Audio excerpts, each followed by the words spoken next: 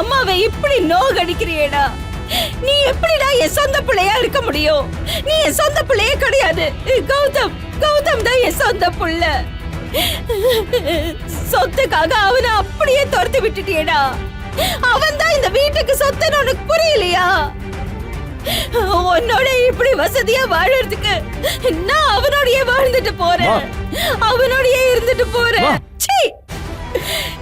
இப்ப நீ சொன்ன பாரு, நீ என் வயித்துல பிறந்திருக்கலாம், ஆனா நீ என் பிள்ளையே கிடையாது, கிடையாது.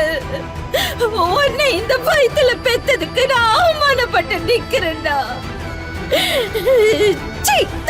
தள்ளுடா. நில்லுங்கம்மா.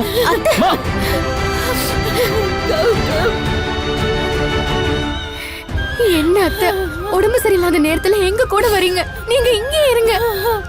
ஆமா ஜானு, நாங்களே இப்போ ஒண்ணு இல்லாம நிக்கிறோம். எங்களை எப்படி காப்பாத்திக்கிறதுனே புரியல. இதுல நீயும் எங்க கூட வந்து எதுக்கு கஷ்டப்பட போற?